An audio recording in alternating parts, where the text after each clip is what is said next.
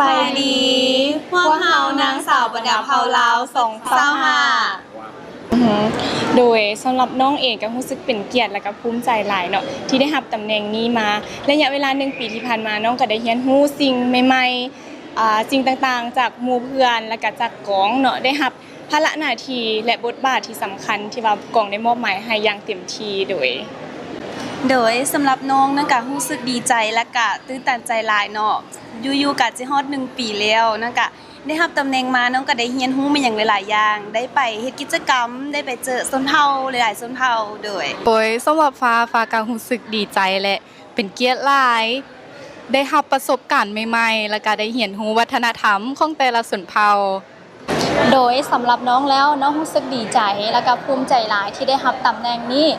ระยะเวลาที่ผ่านมาน้องได้ทางประสบการณ์และได้ทางมิตรภาพที่ดีและได้ทางความฮักจากทุกคนและได้โอกาสและน้องรู้สึกภูมิใจหลายที่น้องได้นำเสนอชนเผ่ามงเฮ็ดให้น้องได้รับตำแหน่งนี้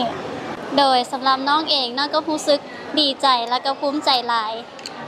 การที่น้องได้ดำรงตำแหน่งมา1 ปีนี้น้องรู้สึก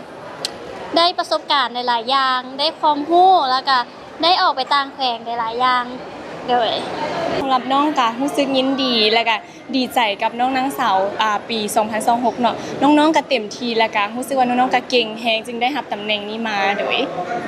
นางก็ดีใจกับนางสาวหลายเด้อสำหรับนางก็ดีใจนำหานางสาวเด้อ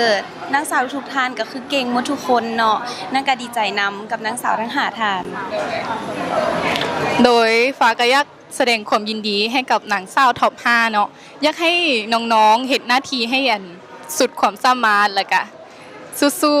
ๆน้องๆมีแต่คนเก่งๆเนาะสำหรับไผที่ตกรอบก็บ่เป็นหยังเนาะเอาประสบการณ์เก็บเกี่ยวประสบการณ์แล้วก็ลงมือเฮ็ดใหม่โดยขอบใจสำหรับ5นางสาวที่ได้รับตำแหน่งปี2026นี้ก็เรียกเห็นได้ว่าทุกคนเก่งและมีความสามารถและได้เฮ็ดเต็มที่และสำหรับไผที่บ่ได้เข้ารอบหรือว่าตกรอบไปแล้วบ่เป็นหยังปีหน้ามาใหม่เด้อโดยสำหรับน้องอยากฝากทั้ง5คนว่าให้ตั้งใจแล้วก็พร้อมที่จะรับโอกาสใหม่ๆที่จะเข้ามานี่เพราะว่าทุกโอกาสมีคุณค่าเสมอโดยก่อนอื่นหมดเนาะน้องก็ต้องขอบใจสปอนเซอร์ที่ว่าซัพพอร์ตเวทีนางสาวบรรดาเผาลาวเนาะถ้าหากขาดสปอนเซอร์ไปเวทีเฮาก็คงบ่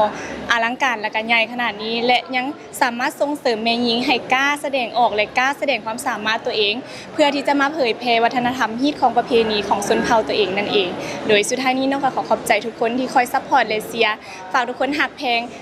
เวทีนางสาวบรรดาเผาลาวแบบนี้ตลอดไปเด้อ